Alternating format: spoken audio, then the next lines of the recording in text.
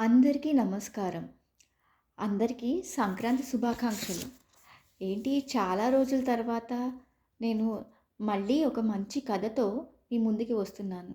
ముందుగా ప్రేక్షకులందరికీ సంక్రాంతి శుభాకాంక్షలు తెలుపుతూ మరి మన భారతంలో నీతి కథల్ని మొదలు పెడదామా? ఈరోజు నేను చెప్పబోయే కథ కులం కాదు, గుణం ప్రధానం. ఇది అరణ్య పర్వంలో మార్కండేయ మహాముని చెప్పిన కథ. దీన్ని బట్టి కులవర్గ విద్వేషాలు ఈనాటి నాగరిక సమాజంలో బలహీనతగా ప్రాచీన కాలంలో ఉండేవి కావని, మంచి విషయం ఎవరి దగ్గర ఉన్నా గ్రహించవలసిందేనని తెలుసుకోవాలి. ఇక మరి కథలోకి మొదలెద్దామా? కులం కారణంగా ఉన్నత స్థానాలు, మర్యాదలు ఇవ్వటం ఈనాడు పెరిగినంతగా భారతకాలం నాడు లేనే లేదు. గుణం ప్రధానంగా మనిషిని మర్యాద చేయటం అందరూ ఎరిగిందే. అటువంటి అంశం ఒకటి ఈరోజు మీకు చెప్పబోతున్నాను. ఒకానొక గ్రామానికి సమీపంలో ఒక వనం. ఆ వనంలో ప్రశాంత ప్రదేశం. అక్కడ ఒక చిన్న నది. ఆ నది ఒడ్డునే చక్కని నీడనిచ్చే పెద్ద చెట్టు. ఆ చెట్టు క్రింద కూర్చొని ఒక విప్రుడు తపస్సు చేసుకుంటూ మధ్యాహ్నం కాగానే గ్రామంలోకి వెళ్ళి భిక్షాటనం చేసి జీవితం గడుపుతూ ఉండేవాడు. అలా తపస్సు చేసుకునే రోజుల్లో ఒకనాడు ఆయన భిక్షాటనకు లేచే సమయంలో చెట్టు మీద కొంగ రెట్ట వేసింది. అది ఆయన మీద పడింది. అంతలో ఆయనకు చాలా కోపం వచ్చింది. అంతే, కన్నులు ఎర్రజేసి పైకి చూశాడు. చూసిన మరుక్షణంలో ఆ కొంగ మాడి మసైపోయింది. ఆయన యథాప్రకారంగా గ్రామంలోకి భిక్షకు వెళ్ళాడు. ఒక ఇంటి గుమ్మంలో నిలబడి భవతి భిక్షాందేహి అన్నాడు. ఆ మాట చెవిని పడగానే ఇంట్లోని గృహిణి ఆయనకు భిక్ష తేవటానికి వంట ఇంటి వైపు నిలిచింది.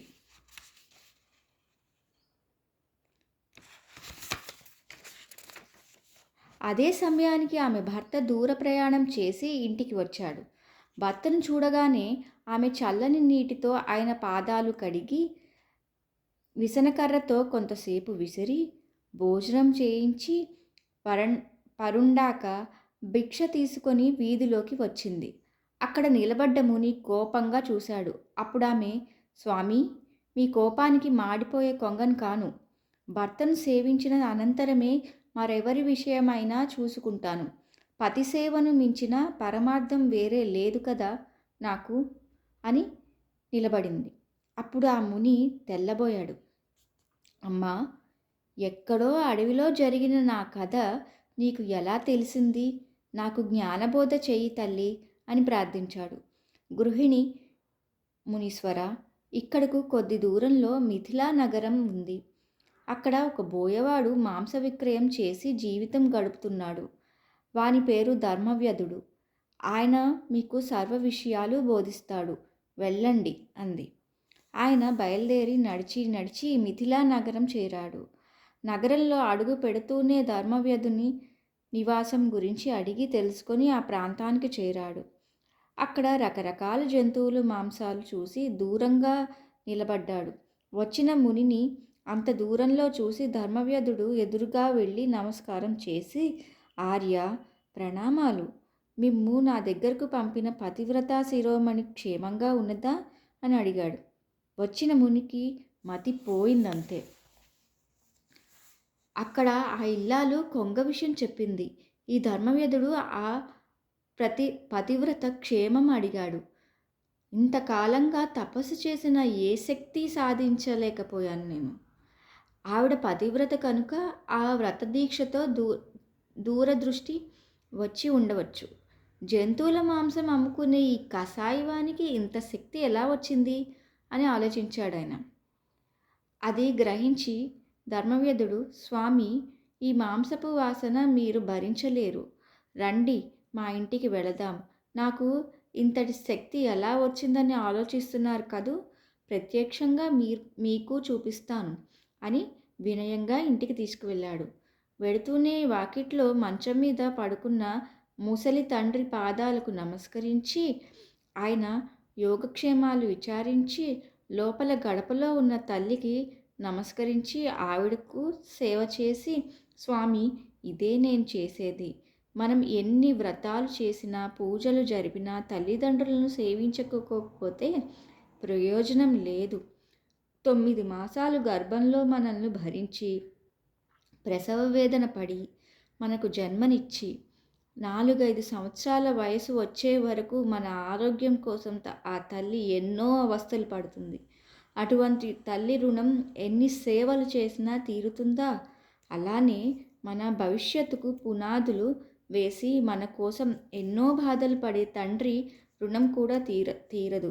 అయినా వారిని సేవించుకోవడం వల్ల కొంత రుణభారం తగ్గుతుంది. సో ఇలా వచ్చింది నాకు. వీరిని సేవించుకోవడం కంటే నేను చేసే సాధన ఏదీ లేదు. దానివల్లనే నేను సుఖంగా ప్రశాంతంగా బ్రతుకుతున్నాను. తల్లిదండ్రులను సేవించుకుంటూ, ఆలుబిడ్డలను రక్షించుకుంటూ జీవితం నడుపుతున్నాను. అంతే, మరేం లేదు. మీకు మరో సందేహం కలిగి ఉంటుంది. మాంసం అమ్ముకుని బ్రతుకుతున్నాను కదా, అది జీవహింస కదా, దానివల్ల పాపం కదా అని. ఇక్కడ తమకొక పరమ రహస్యం చెప్పాలి. అది ధర్మసూక్ష్మం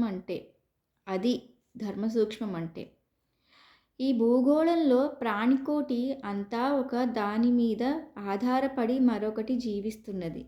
ఒకదాని మీద ఒకటి ఆధారపడి జీవిస్తుండడమే కదా జీవన గమనం.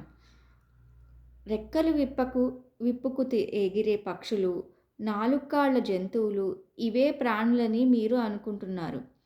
మీరు తినే ధాన్యం, కాయగూరలు, పళ్ళు అన్నిటిలోనూ జీవం ఉన్నది. అయితే అవి పక్షుల వలె ఎగరడం లేదు కనుక జీవం లేదనుకోవటం న్యాయమా? జీవి బ్రతికి పెరగడానికి మరో జీవం బలి కాక తప్పదు. అలా కాదు. అయితే అది జీవహింస కాకపోతే మరి ఇది కూడా జీవహింస కాదు కదా. అయితే ఇదే జీవహింస అంటారా? నేను మానినంతలో నా దుకాణానికి వచ్చేవారందరూ మాంసాహారం వదులుతారా? అందుచేత మీరు ఈ అనుమానం వదిలేయండి. ప్రాణాలను నిలుపుకోవటానికి ఆవశ్యకమైన ఆహారం కోసం జరిపేది హింస కాదు. మరొక మాట, ఈ జంతువులను ఎవరో సంహరించి తెస్తారు. నా వృత్తి ధర్మానుసారం దీన్ని విక్రయం చేసి బ్రతుకుతాను. వ్యాపారంలో దొంగ తూకాలు, అధిక లాభాలు నేను ఎరుగను. నా ధర్మాన్ని నేను విడిచి పరధర్మాన్ని స్వీకరించను.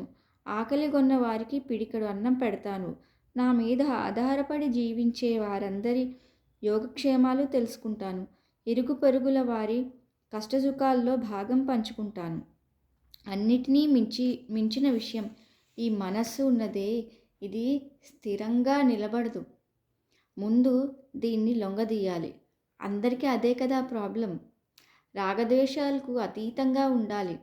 నిర్మల బుద్ధితో నిరంతరం పరమేశ్వరారాధన చెయ్యాలి. నేను చేసేది ఇంతే. ఈ మాత్రం చేయగలిగితే మనకు ఏ బాధలు ఉండవు. ఈ జీవితం ఎంతవరకు పరోపకారానికి ఉపయోగపడితే అంత ధన్యం అని బోధించాడు.